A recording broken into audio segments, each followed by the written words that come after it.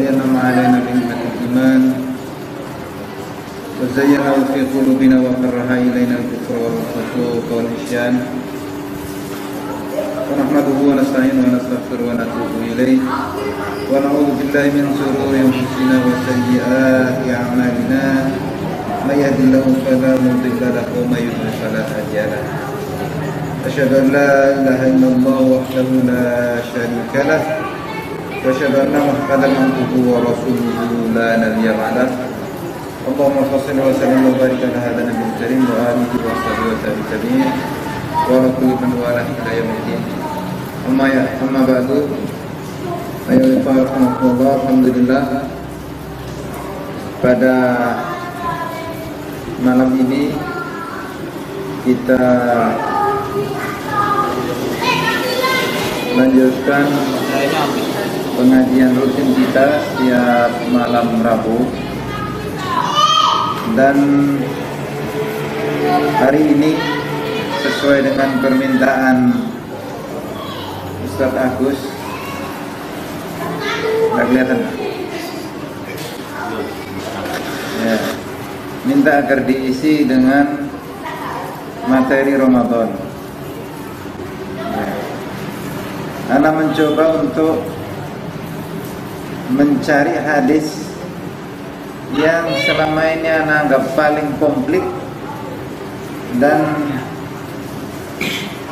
sangat bagus ya, untuk kita baca menjelang Ramadan ini, yaitu hadis Salman Al-Farisi yang diriwayatkan oleh Ibnu Khuzaimah. Ya, diriwayatkan Ustaz Khuzaimah. Itu sangat panjang dan mencakup banyak aspek dari targhib Ramadan. Ya, Ana ambil seingat Ana di seleksi hadis dhaif, seleksi hadis-hadis sahih tentang targhib dan tarhib. Jadi karya Imam Al-Mundhiri yang diseleksi oleh Syekh Yusuf Al-Qaradawi. Ya.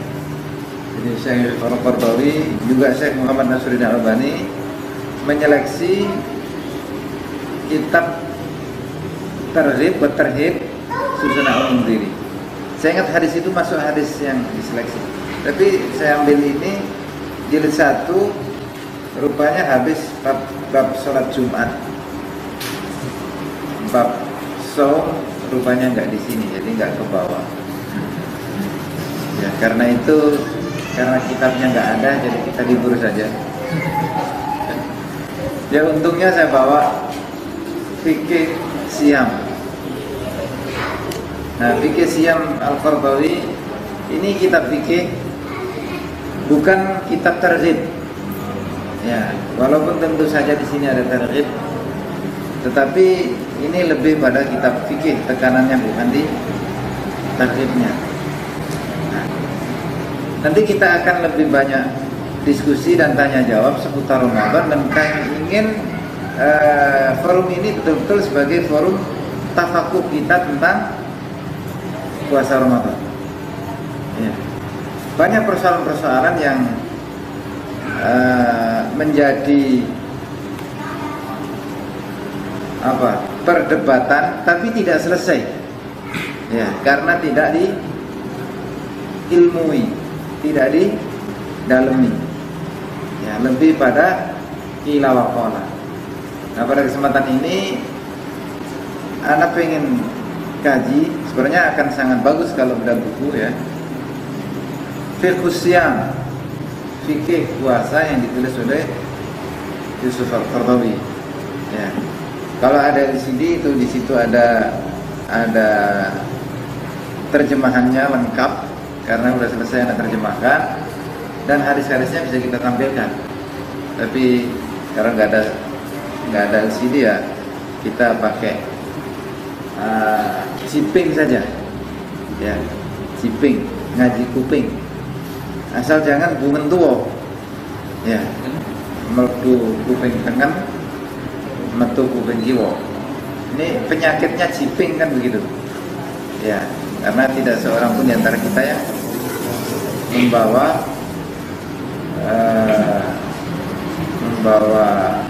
kitabnya.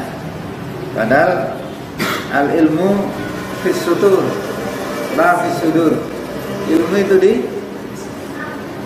di lembaran-lembaran, bukan di dada. Kalau kapasitasnya Syekh Qaradawi, nah al ilmu fis sudur. Kalau kapasitas kita, al ilmu fis sudur. Kalau Syekh Al-Qaradawi, Syekh Nasiruddin Albani ini udah setingkat pakar hadis, ahli hadis. Ya, Syekh Al-Qaradawi ini beliau doktor usul fikih, ya doktor fikih ya, magisternya usul fikih, doktornya doktor fikih. Tentu saja ya bagian yang tak terpisahkan dari ilmu hadis. Syekh Nasiruddin Albani juga dikenal sebagai Imamul Muhaddisin abad ini, imamnya para ahli hadis abad sekarang. Ya, Syekh Nasiruddin Albani sudah almarhum. Ya, kalau Syekh Yusuf Qaradawi masih hidup, tapi sudah sangat sepuh, walaupun masih energik. Usianya sudah sekitar 90-an, tapi masih ceramah kemana-mana. Ya, luar biasa. Beliau kelahiran tahun 1926. Jadi berapa itu? Pas 90 tahun pas. Ya. Tahun 1926. Sekarang 2000. Oh, 88 ya? 88. Iya, 88 ya. Hampir 90 tahun. Bismillahirrahmanirrahim. Kita mulai dari mana ini? Kalau secara umum insya Allah kita telah memahami. Jadi wajibnya puasa, kapan mulai puasa, terus dan seterusnya itu udah ilmu umumnya. Ma'ulima minaddin bidarurah, yang tidak boleh tidak seorang mukmin harus tahu. Dan itu sudah kita ketahui. Persoalannya ketika ada persoalan-persoalan fikih yang membuat sebagian di antara kita menjadi ragu-ragu, nah disinilah saatnya untuk kita tuntaskan. Nah, anak ingin mulai dari bab apa ini ya? Asyamu wa hikmatuhu, gak usah ini kita lewati. Puasa dan hikmah-hikmahnya. Kemudian bagian kedua,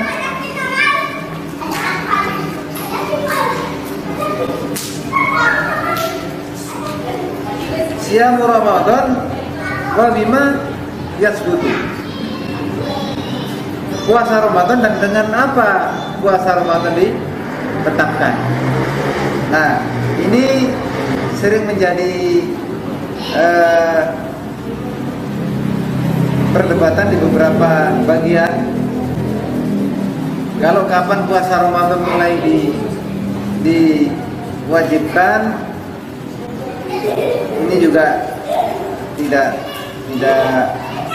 terlalu penting bagi kita sekedar sejarah. Jadi Ramadan diwajibkan puasa itu pada tahun kedua dari hijrah.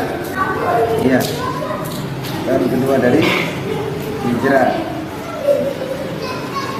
Nah, kemudian salah satu turutin litsbati Ramadan. 3 cara untuk menetapkan Ramadan. Nah, ini juga menjadi perdebatan yang harus kita pahami dengan baik. Ya. Jadi insya Allah kalau hitungan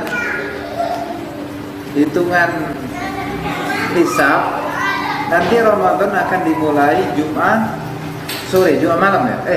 Sabtu atau Jumat? 28 malam Sabtu lah, Jumat malam kan? Jumat malam itu malam Sabtu biasanya gitu. Kalau malam Jumat itu biasanya Kamis malam. Ya gitu ya. Iya, ini insya Allah Jumat malam. Ya. Tetapi apakah memang nanti pas Jumat malam? Nah, kita masih perlu buktikan. Wa qad fadillah hadits sahih anna syahr Ramadan yusbatu dukhuluhu biwahidatin min thalathi turuqin. Dalam banyak hadis sahih telah disebutkan bahwasanya bulan Ramadan itu ditetapkan mulainya dengan salah satu di antara 3 cara. Yang pertama ru'yatul hilal, dengan melihat hilal, aw ikmalu iddata sya'ban 30, atau dengan menyempurnakan hitungan bulan Sya'ban 30 hari.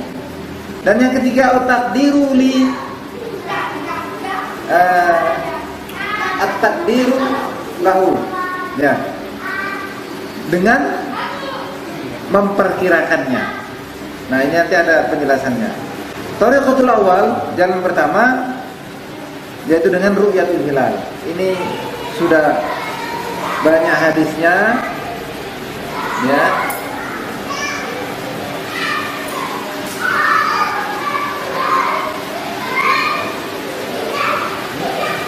Nah, ada hadisnya. Ya, agak rinci. Jadi hadis yang sangat terkenal, ya, dan itu banyak, ya. Sabda Rasulullah SAW, sumu li ru'yatihi wa aftiru li ru'yatihi. Puasalah kamu karena melihat hilal, dan berbukalah kamu, artinya berlebaranlah kamu juga dengan melihat hilal. Ya. Maksudnya itu hilal ya tanggal 1 itu, ketika sudah muncul hilal, maka itulah dimulai tanggal 1 Ramadan. Munculnya itu maghrib atau menjelang maghrib, ya. Maka sejak maghrib itu berarti sudah tanggal 1 Ramadan. Besok paginya fajar, mulai fajar, nah itu baru puasa. Ini sudah pengetahuan umum dan ini tidak ada masalah. Ini tidak ada ikhtilaf, semua ulama sudah sepakat bahwa melihat hilal itu menandakan secara pasti bahwa itu adalah masuk waktu Ramadan. Bagaimana ketika hilal tidak kelihatan? Nah, kata Nabi dalam hadis lanjutannya, fa in humma alaikum, atau di hadis lain disebutkan fa in hubiya alaikum, jika terhalangi untuk melihat bulan atau di mendung menghalangi untuk melihat bulan, fakmilu iddata sya'bani 30, maka genapkanlah bulan Sya'ban 30 hari. Nah, ini cara kedua menentukan masuknya bulan Ramadan, yaitu dengan menghitung bulan Sya'ban 30 hari. Persoalannya, nah di sini, ru'yat itu lazimnya dimulai atau dilakukan ketika akhir bulan Sya'ban dan tidak dilakukan di akhir bulan Rajab. Sehingga gimana ngitung 30-nya? Kira-kira ngitung ya tanggal yang sudah ada. Loh, itu kan bukan ru'yatul hilal 1 Sya'ban jadinya. Jadi mestinya 1 Sya'ban juga sudah pasti, baru bisa dipastikan bulan Sya'ban itu 30. Nah, di sini perbedaan terjadi. Begitu nggak kelihatan bulan pada tanggal yang diperkirakan akhir Sya'ban, 29 Sya'ban, maka digenapkanlah 30. Padahal bisa jadi itu sebenarnya sudah 30 karena tidak dihitung sejak awal. Nah, jadi ikmalu iddata sya'bani 30, menyempurnakan hitungan bulan Sya'ban 30 hari, itu mesti dipastikan awal dari bulan Sya'ban itu sendiri. Nah, mesti ru'yatul hilal itu dilakukan pada akhir bulan Rajab. Baru kemudian dilakukan lagi ketika akhir bulan Sya'ban. Ketika tidak ditemukan hilal ketika itu, maka digenapkanlah 30 hari. Karena usia bulan Komariah itu nggak mungkin 31. Ya, paling lama adalah 30. Jadi 29, 30, 29, 30. Itu hadisnya juga begitu, realnya juga begitu. Kalau ada orang menggenapkan sampai 31 atau selisih hari itu 2 hari, ya berarti bisa dipastikan salah satunya pasti salah. Kalau selisihnya sehari, bisa jadi dua-duanya benar, hanya selisih dari sisi sudut pandang ijtihadnya. Kalau sudut ijtihadnya beda, bisa jadi hari puasanya beda, walaupun dari sisi tanggal sama-sama benar. Nah ini nanti sedikit kita diskusikan kalau misalnya nanti kurang. Nah yang ingin Anda sampaikan pada kesempatan ini, jangan sampai kita jadi polemik dengan menganggap yang satu benar, yang satu salah. Ya, nanti akan kita jelaskan. Saya coba jelaskan banyak di sini. Nah, yang ketiga, faqdurulahu. Di hadis yang lain, fa humma alaikum faqdurulahu. Apabila atau terhalangi kalian dari melihat hilal, maka perkirakanlah ia. Sebagian ulama mengatakan yang namanya faqdurullah, perkirakan ia, itu adalah dengan dimaknai dengan hadis yang lain lagi, yaitu fa'akmilu iddata sya'bani 30, maka sempurnakanlah hitungan bulan Sya'ban 30 hari. Nah itu faqdurullahu. Tapi yang lain mengatakan faqdurullahu itu kadarkanlah, dalam pengertian perkirakanlah bahwa dia sudah masuk walaupun kamu belum melihat. Nah inilah yang kemudian sekarang disebut dengan ilmu hisab. Jadi ilmu hisab secara langsung tentang ilmu hisab tidak ada hadis yang sharih tentang itu. Tetapi makna dari faqdurullahu itu menurut yang sebagian ulama itu adalah hisab. Tetapi juga ru'yatul hilal itu sendiri, ya, ru'yatul hilal itu sendiri juga mengandung bukan semata-mata mana ru'yah bil ain, tetapi itu juga dengan ru'yah bil ilmi. Itulah yang kemudian disebut dengan ilmu hisab. Ilmu hisab. Ilmu hisab ini belakangan hadir, ya, belakangan hadir dan semakin modern. Sekarang ini dari sisi ilmiah udah nggak ada orang bisa nolak. Keilmiahan ilmu hisab itu kemungkinan salahnya itu seper 1 juta. Jadi gesernya itu seper 1 juta detik. Apa namanya? Gitu. Jadi kalau misalnya orang menghitung hari ini jam sekian, menit kesekian, detik kesekian akan terjadi gerhana, itu persis juga akan terjadi gerhana. Karena memang ilmu hisab itu sudah sampai pada tingkat begitu. Bahkan bukan tingkat itu, bukan ngitung perjalanannya saja, didatangi, diinjak-injak sudah bulan itu. Jadi udah nggak ada lagi persoalan. Ilmu astronomi sekarang itu udah ilmu astronomi, bukan, jadi ada istilahnya hisab urfi, ada hisab hakiki. Nah itu dulu. Sekarang ini udah hisab hakiki murni, udah nggak ada problem sama sekali. Loh, kalau memang sudah begitu, kenapa masih ru'yah? Pertanyaannya, kenapa mesti ikmalu iddata sya'bani 30? Kenapa mesti menggenapkan? Bukankah sudah diperkirakan? Nah, di sini masalahnya. Ada dua sisi. Ya, sisi pertama memaknai hadis. Kata Nabi SAW, nahnu qaumun, ya, ummiyun. Kami ini adalah kaum yang ummi. La nahsubu wala, gimana tuh? Nahnu qaumun ummiyun la nahsubu. Nah, satunya lagi tuh. Jadi la naktubu wa la nahsubu. Kami ini kaum yang ummi, tidak bisa menulis, tidak bisa menghitung. Nah Nah inilah yang kemudian dijadikan dasar bagi sebagian orang bahwa itu artinya Nabi menolak ilmu hisab. Memang di zaman Nabi ilmu hisab itu sudah ada. Itu hisab itu di lingkungan masyarakat Yunani kuno, masyarakat Romawi, masyarakat Persia itu sudah dipakai ilmu itu. Tetapi hisab zaman itu tumpang tindih dengan ilmu perbintangan. Harus dipahami.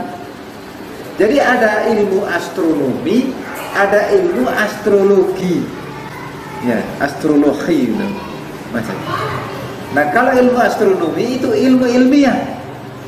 Kalau ilmu astrologi ini ilmu perbintangan yang terkait dengan tahayul, terkait dengan akidah, meramal nasib dan sebagainya.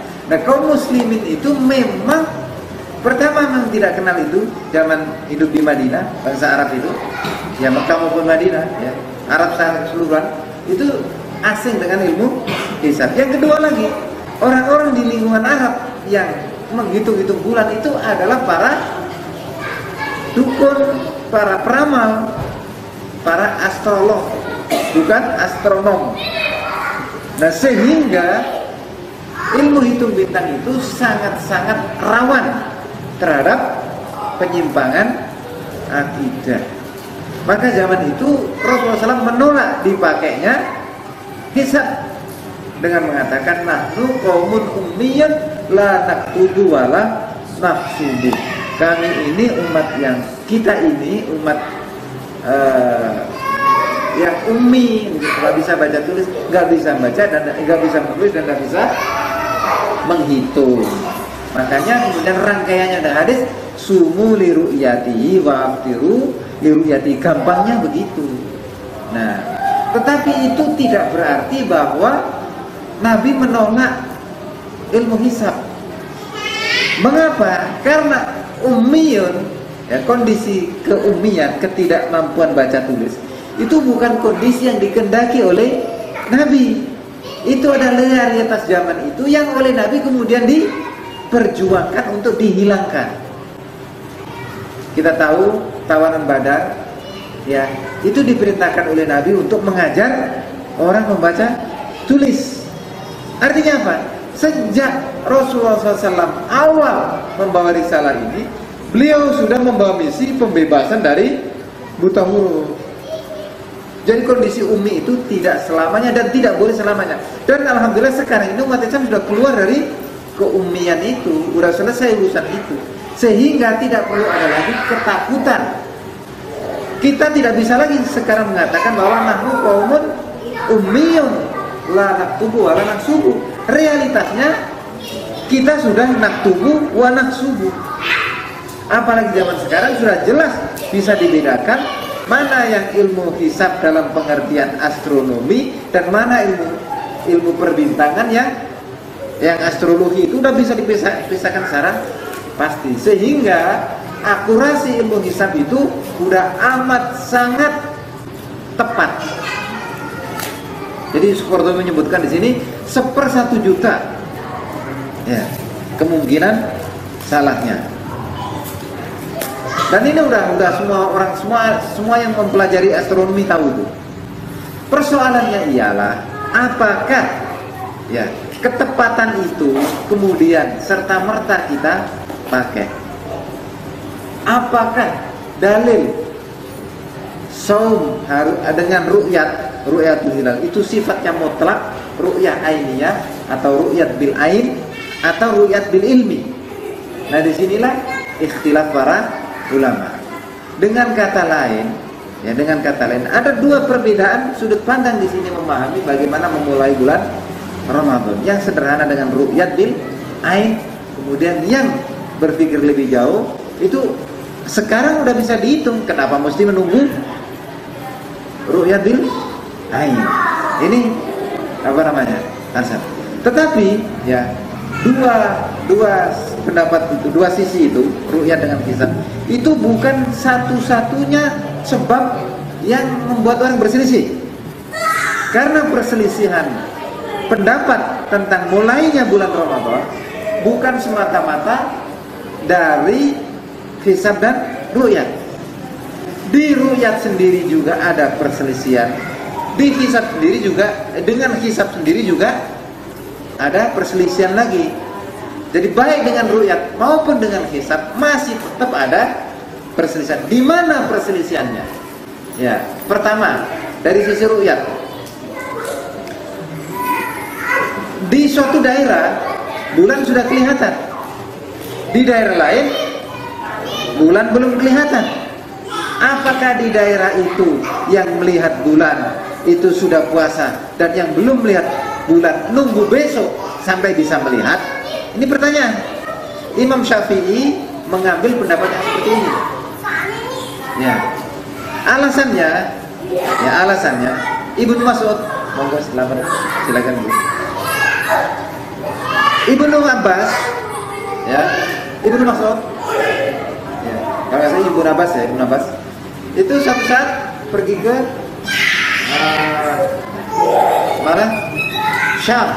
Ya, ini sudah zaman Khalifah Umayyah. Di sana sudah masuk waktu Syam itu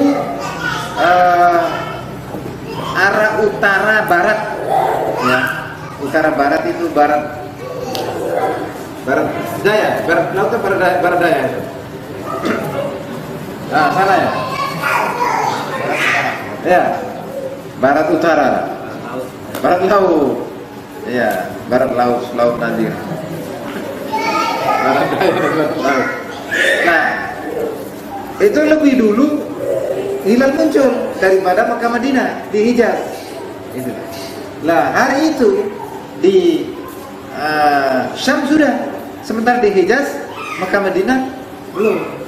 Nah kata Ibnu Abbas, biar saja kamu puasa hari Sabtu, kami di sana sudah puasa hari Jumat. Tidak saling menyalahkan. Gitu. Nah atas dasar itu, atas dasar qaul Ibnu Abbas itu, maka itulah mazhab dari pemahaman ru'yat, bahwa ru'yat itu di daerah mana melihat, disitulah berlaku. Di daerah yang belum melihat berarti belum berlaku. Ini disebut dengan dalam istilah ta'addudul matali. Matlaknya beda-beda, matlaknya bermacam-macam. Tetapi bukan berarti semua orang sepakat. Karena apa? Ada hadis yang pertama tadi kita sebut, sumu li ru'yatihi, puasalah kamu karena melihat. Itu berlakunya umum. Ya. Bukan hanya orang yang melihat di satu tempat, tapi itu berlaku bagi seluruh kaum muslimin. Itu dipertegas dengan dengan hadis yang lain yang mengatakan hari puasa adalah hari puasa kalian semua. Dan hari raya kalian adalah hari raya kalian semua. Artinya di satu daerah ketika sudah masuk tanggal 1 Ramadan, berarti di daerah-daerah lain dihukumi sama sudah melihat, baik Ramadan maupun Idul Fitri.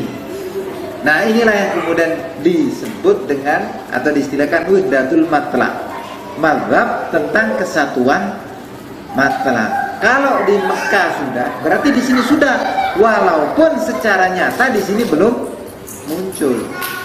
Kalau di Mekah belum, tapi di Maroko sudah, ya, maka berarti di Maroko maupun di Merauke sudah. Nah ini satu mazhab. Sehingga baik hisab maupun ru'yat tetap kemungkinan ada dua pendapat itu masing-masing. Ya. Jadi bisa melihat, bisa menganggap satu matlaah seluruh dunia, bisa masing-masing matlaah. Mana yang benar? Namanya ijtihad. Dua-duanya yahtamilus shawab wa yahtamilul khata' ma'an. Dua-duanya mungkin benar, dua-duanya mungkin salah. Tetapi salah maupun benar dalam hal semacam ini, itu benar yang doni, salah yang doni, bukan pasti, bukan qat'i. Nah karena dia tidak qat'i, maka yang ijtihadnya benar dapat pahala, yang ijtihad salah berpijak pada argumentasi yang kuat. Dua-duanya berpijak pada dalil-dalil syar'i. Ya. Jadi sangat-sangat keliru ketika itu dipersoalkan. Tetapi bukan berarti karena sama-sama doni, sama-sama ijtihad sifatnya, berarti biar saja. Tidak juga begitu. Karena apa? Karena itu potensi menjadi fitnah, potensi perpecahan umat, potensi masalah bagi orang awam, dan seterusnya. Maka sedapat mungkin harus disatukan. Dan itulah semangat Islam. Jadi walaupun itu sah-sah saja, walaupun ijtihad itu haknya setiap orang yang memang punya kemampuan ijtihad, tetapi sedapat mungkin ijtihad itu harus disamakan. Nah, disinilah yang sampai hari ini belum clear. Mengapa? Banyak faktor. Nah, itu juga kenapa bisa jadi banyak faktor ijtihad pula masalahnya. Misalnya sini di negeri Indonesia, ya sudah banyak matlab. Ya, tergantung. Matlab itu cuma 2 saja sih sebenarnya. Belahan ini sudah, belahan ini belum. Itu aja. Cuma tempatnya itu mana? Itu nggak sama setiap tahun, setiap bulan, beda-beda. Tergantung istilahnya itu istimak, ya. Istimak pertemuannya antara garis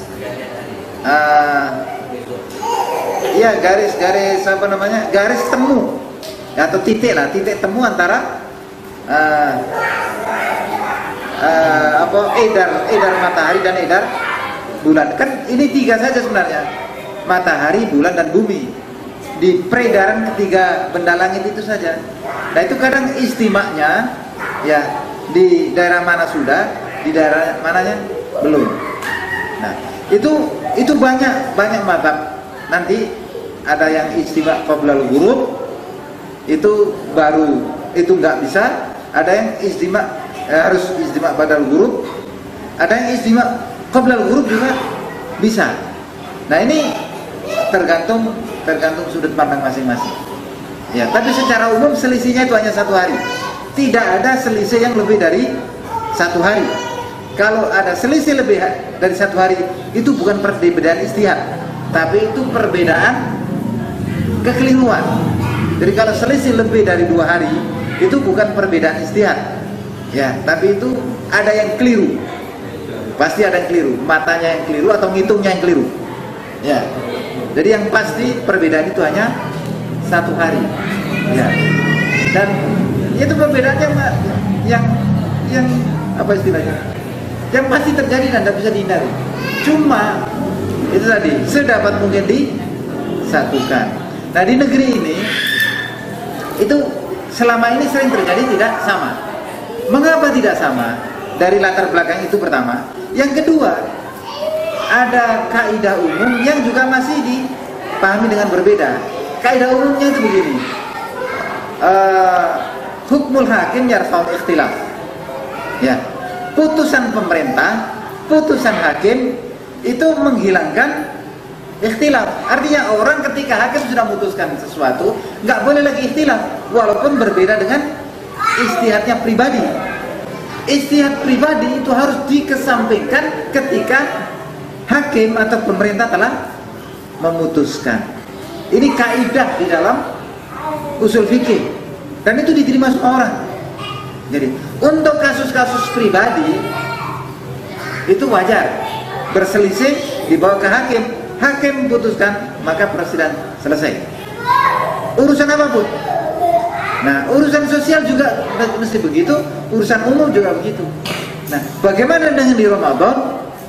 Ya, di Ramadan pun harusnya juga begitu, karena sesungguhnya dalam konsep Islam yang namanya pemerintahan, yang namanya hakim itu sifatnya tunggal. Tunggal dalam arti umurid dunya wal akhirah. Urusan dunia dan akhirat. Persoalannya ketika negeri-negeri kaum muslimin mengalami penjajahan. Nah, ini penting di sini. Ketika negeri-negeri kaum muslimin mengalami penjajahan, kemudian pemerintahan di negeri kaum muslimin itu disekularisasi, ya, dipisahkan urusan agama dan urusan negara. Nah, akhirnya terjadi, ya, masalah-masalah agama tidak ditahan pemerintah. Dulu zaman kerajaan-kerajaan Islam itu raja yang menetapkan, yang namanya muftinya kerajaan itu hanya memberi masukan kepada raja, dan raja lah yang menetapkan. Tapi ketika sudah dijajah oleh Belanda di Indonesia, di Malaysia dijajah oleh Inggris, di India oleh Inggris, di Pakistan oleh Inggris, di mana lagi? Inggris, Prancis, Spanyol, yang pintar-pintar main bola itu. Ya, itu semua itu berada di dalam jajahan orang-orang non-muslim yang memang tidak ada konsep kesatuan antara urusan dunia dan akhirat, maka itu tidak menjadi konsentrasi pemerintahan dan itu dikembalikan ke ulama. Maka kemudian terjadi banyak perselisihan pendapat. Nah, ketika negeri-negeri muslimin sudah merdeka, ya, ketika negeri-negeri kaum muslimin sudah merdeka, lanjutan sekularisme ini masih ke bawah-bawah. Urusan agama adalah urusan pribadi, urusan masing-masing umat. Urusan yang non agama lah yang diurusi oleh pemerintah. Nah, akhirnya ketika masalah itu udah terjadi sedemikian, Ramadan pemerintah nggak ikut-ikut. Di negeri ini bagaimana? Nah, di negeri ini sebenarnya, mohon maaf, disebut negara sekuler juga bukan, disebut negara yang tidak sekuler dalam arti kesatuan agama dan dunia, atau sebutnya negeri agama lah, negara agama juga bukan. Jadi orang menyebutnya negeri bukan-bukan.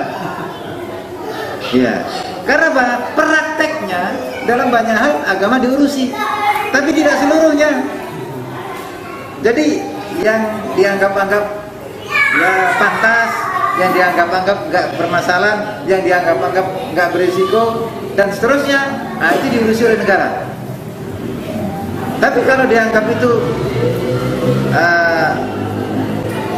dianggap apa istilahnya, rawan atau dan seterusnya lah, nah itu nggak ada urusannya dengan negara. Nah, inilah yang menjadi pangkal masalah, sehingga terjadi perbedaan pendapat ketika pemerintah dalam hal ini urusan Ramadan tetap menetapkan pemerintah. Jadi pemerintah menetapkan awal Ramadan dan awal Idul Fitri. Orang banyak yang masih menolak. Nah, itu kan versi pemerintah, silakan saja. Karena apa? Karena pemerintah di sini tidak mewakili makna pemerintah umuruddin wa dunya sekaligus. Ya. Ya, tapi kan ini pemerintah kan kita akui juga dengan sendirinya kan itu berarti pemerintah kaum muslimin. Ya harus diakui dong. Maka hukmul hakim yarfa'ul ikhtilaf itu berlaku juga untuk negara seperti Indonesia ini. Itu pendapat yang lain lagi. Jadi ada yang memang tidak menganggap pemerintah itu punya kuasa dalam menetapkan hal semacam itu. Ada yang menganggap pemerintah punya kuasa. Nah, inilah dilemanya. Akan lain masalahnya kalau semua kaum muslimin sepakat bahwa pemerintahan yang ada ini adalah pemerintahan Islam. Karena dia muslim, sholat, dan pokoknya dengan dalil apa terserah lah. Kalau semua sepakat bahwa pemerintahan ini adalah juga pemerintahan Islam, selesai urusan. Ya, selesai urusan. Tapi kan nggak semua sepakat seperti itu, dengan berbagai hujah masing-masing tentunya. Maka ada orang yang lebih percaya kepada ulama, lebih percaya kepada organisasi, lebih percaya kepada yang lain-lain. Ya. Nah, bagaimana? Ya, intinya monggo saja. Ya, insya Allah kalau niatnya ikhlas, niatnya lillahi ta'ala dalam rangka ibadah, insya Allah diterima. Ya, insya Allah diterima. Walaupun itu tidak ideal. Gimana bisa ideal? Orang satu tempat, bahkan satu rumah, yang satu puasa besok, yang satu puasa sekarang, itu kan ya problem. Tapi gimana lagi yang sudah begini kok. Jadi penyelesaiannya nggak bisa yang ini bener yang enggak, ditata dari ulunya sampai hilirnya, termasuk kesempatan-kesempatan besar tadi. Apakah windadul matlaq ataukah ta'adudul matoli? Apakah ketetapan pemerintah itu mengikat atau ketetapan pemerintah itu sama dengan fatwa yang lain-lain? Ya, kalau kaidah dalam ilmu usul fikih sendiri, namanya ketetapan pemerintah itu bukan fatwa, tapi itu yarfaul ikhtilaf. Itu ketetapan, tapi yang berlaku kan dianggap sebagai fatwa. Sama saja dengan ya disejajarkan putusan pemerintah dengan putusan organisasi, disejajarkan. Padahal tidak bisa sejajar dalam kaidah Islam, tidak bisa sejajar. Tapi inilah realitas umat. Ya, kita harus berlapang dada. Ya, harus berlapang dada. Entah sampai kapan kondisi ini akan terjadi, tergantung pada proses kematangan keberislaman dan kebernegaraan kita. Ya. Sampai kapan? Wallahu a'lam bishawab. Tergantung keseriusan kita. Kalau mau membenahi umat, mau tidak mau ya membenahi kepemerintahan kita. Ya. Kuncinya di sini. Baik, sampai di sini bab menetapkan puasa. Ya. Jadi bukan yang benar mana hisab atau ru'yat, itu pertanyaan yang salah. Nggak ada pertanyaan seperti itu. Iya. Ya. Terus bab apa lagi nih? Masih panjang waktunya.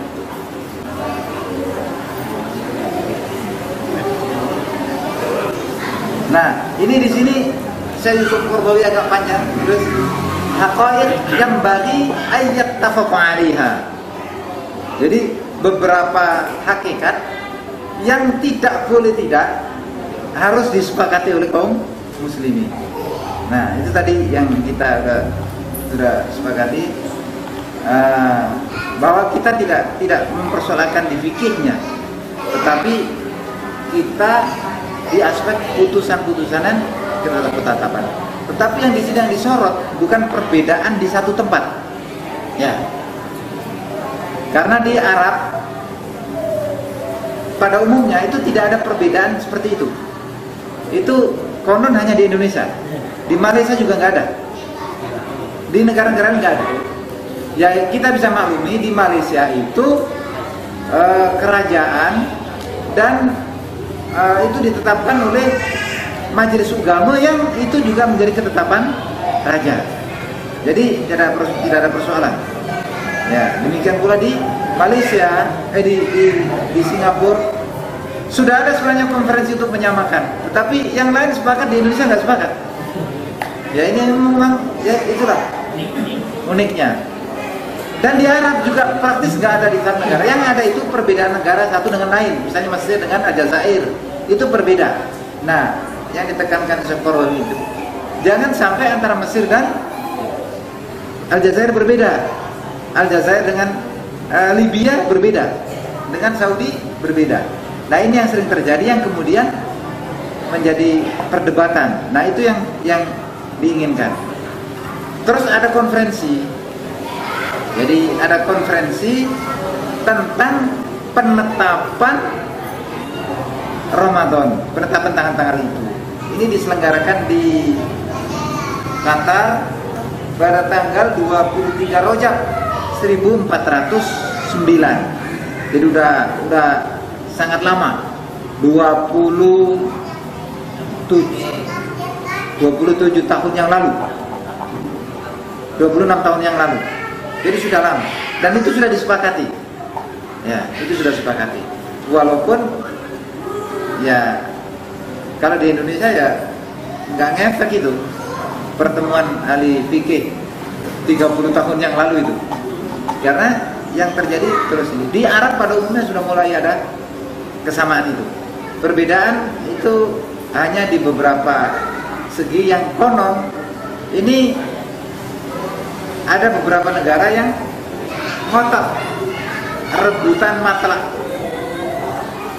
Jadi mengatakan bahwa poros dunia Islam itu adalah Hijaz, Mekah, Madinah. Maka matlaknya harus ditetapkan di Madinah. Ketika Madinah sudah, seluruh dunia sudah. Maka Madinah belum, berarti seluruh dunia belum. Kenyataannya di Maroko sering mendahului. Karena Maroko memang lebih barat, duluan. Nah di sini kadang-kadang Maroko sudah, Saudi belum, Saudi nggak mau. Saudi nggak mau. Jadi ada problem-problem yang seperti itu yang membuat nggak berlakunya keputusan muktamar ini, rekomendasi muktamar ahli fikih dunia yang diadakan di Qatar tersebut. Ya, kita masuk Isya, kita break, nanti kita diskusi lagi. Dan anak ingin ya kita semua ya yang hadir ini jangan sampai menyisakan persoalan-persoalan yang tidak ya kayak masalah perbedaan masuk waktu tadi. Jangan nggak clear, harus clear. Ya, harus clear. Ya. Baik, kita break dulu dengan kafaratul majelis. Nanti kita lanjutkan pada Isya. Subhanallah, alhamdulillah, alhamdulillah, alhamdulillah. Assalamualaikum warahmatullahi wabarakatuh.